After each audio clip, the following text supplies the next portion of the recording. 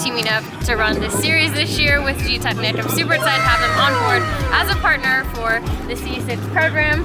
As you can see, the C6 is up on jack stands right now. There's a few things we gotta go over and check, and then we are straight into the action here. Now, ironically, this same track, the road course here at E-Town, was the very first track that I drove the original C6 Corvette at for the very first time. I only got a few laps in because we were shaking down the car, but it's just kind of crazy that over a year later, we're back here. And since it's been fully rebuilt, this is also going to be the first track again that I drive this thing at. So we are here, we got started here, we got J Jedi behind the lens. Girl, Smart surface science. Good job. Thank you. I used it last night. Look how there was rubber all over the car. It cleaned her up. Yeah, that was impressive actually. Good to go. I know. Very satisfying time lapse. I am pretty bummed because I really wanted to ceramic coat the C6 before the first event. I'll be able to do that when I get back. We can use the tar and lure remover to get any excess rubber off, but they're using their ceramic coating now on race cars, endurance cars, and literally a white endurance car that was running for hours on track. All the rubber marks just immediately fell off, didn't even stay. So it's pretty amazing, and I definitely want to put it on the car because every time I have a car that's a bright color, immediately trashed by rubber. We're gonna start getting everything together, getting all the tires organized, making a game plan for today. We have about an hour. I'm excited.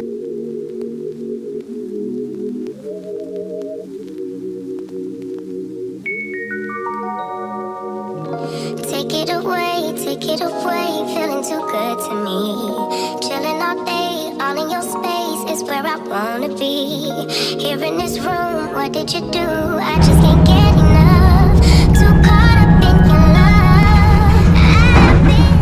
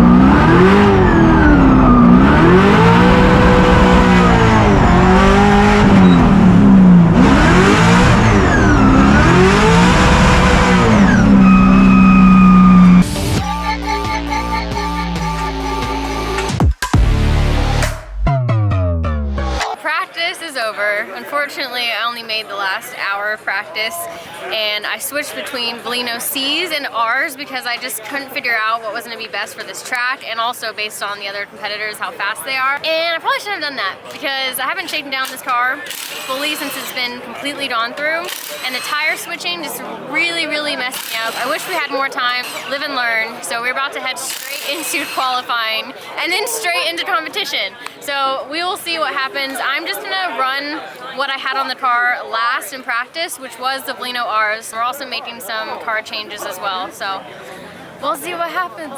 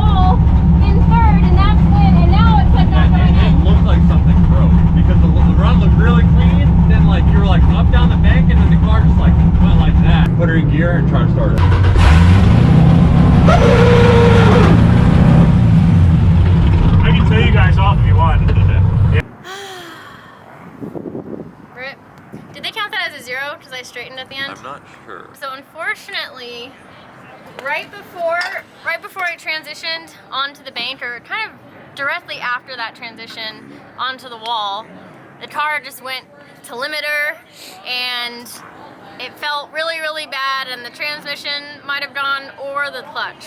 We're trying to figure that out now. I'm not able to put the car in any gear. That is the one thing on the car that was not fully gone through, because we just figured it would be okay. For that run, I was definitely feeling a lot better than I had previously, especially for throwing on a fresh set of R's. And it started made the car a little bit stiffer in the rear. And I went out there on 50 PSI on a new set and did super long burnout, trying to get as much heat in them as possible.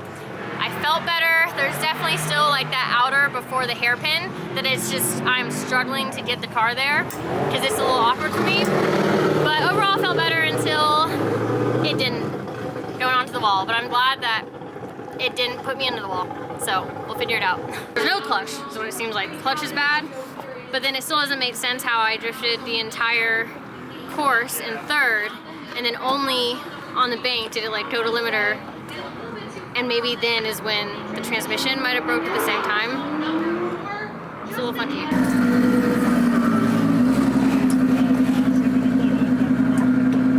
mean, there's definitely no clutch. Yeah, for sure. Right. It's like the clutch is toasted and box there's a might be. possible problem with the gearbox. Because of the clutch having a slight issue, could have worn out some of the dog rings. But there's definitely no clutch right now. So the only way to figure out anything else is the gearbox has to. So that could be why. just haven't driven this car in so long. You know how I said in third? It just wasn't feeling like it had enough wheel speed, or it just felt like a little weird. What if the clutch was just slipping the entire time? Probably. And then, yeah, that's still just so weird that the transmission would go right then. But if it was slipping the whole time, that would explain why it just didn't feel It like. could have been wearing out the dog rings. Yeah. And then it just finally popped out. But yeah, without pulling the gearbox, I can't come to like a conclusion. It's the only thing that I don't have spares of, and the only parts that were not completely Well, yeah, refreshed. we can get spares of like the gearbox parts. We know people here that have that stuff, but the clutch, no. Yeah. Yeah, you're right. There are a few people that would have had it. And those are the only two parts that were not refreshed fully. Also, we kind of realized that when we went here, we started loading the Corvette by backing into the trailer. So maybe I messed up the clutch when I did that, because it's so wide that my trailer is, you have no room if you just drive it straight in. So I've been trying to back it up, and in order to do that, I'm kind of hanging on the clutch, going slow. We don't have a winch, so I could have damaged the clutch further then, and it was already used from the previous events with this car. And then maybe this is it was just going out the whole time during practice. Unfortunately, I think that's gonna be it. I don't even know if I got a score, because I might have straightened at the end there. Well, back on the road. Back on 20 hours here. 20 hours back. We'll go fix it. We'll be right back. Oh my god. How did you do? Amazing. I think So, I what was got your an score? 85-second run. Oh yeah. Yeah. Way I to got go. off the track and I was screaming inside my car. I can't wait to watch a GoPro. I was like, Collete, let's get your car fixed. Come on. We Let's don't get to work. have the We got the parts. technology. We have the technology. We do not have the technology. Big sad. Well, we're gonna do our We Had a Good Time Though dance. What a dance. Love that.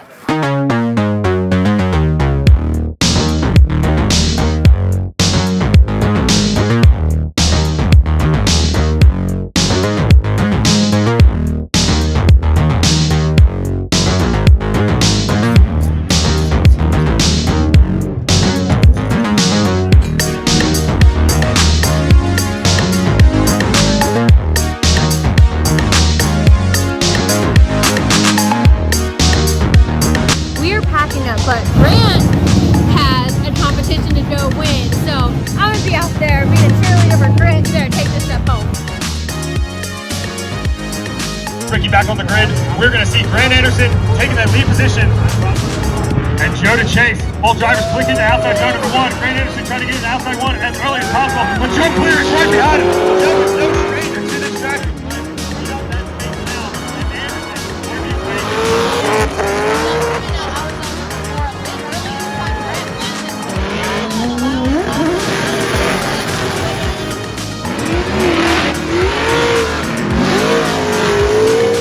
Both drivers initiate at the same time.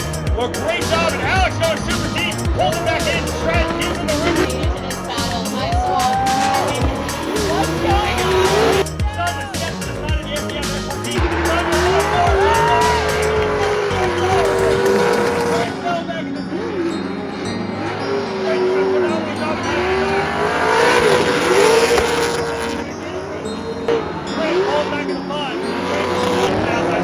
Great looking outside four for both drivers. Both drivers transition to the people's corner. Rich is trying to hold that proximity. Both drivers outside four, Grant's right there, rubbing the door handle off.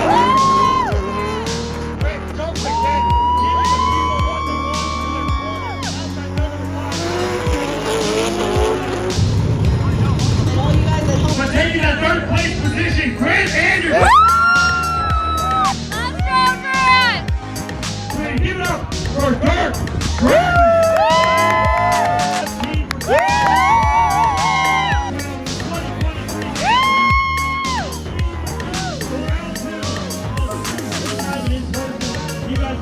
My photographer. Oh, it's been a video, my bad. Get him! Get him! Enjoy your DUI, sir.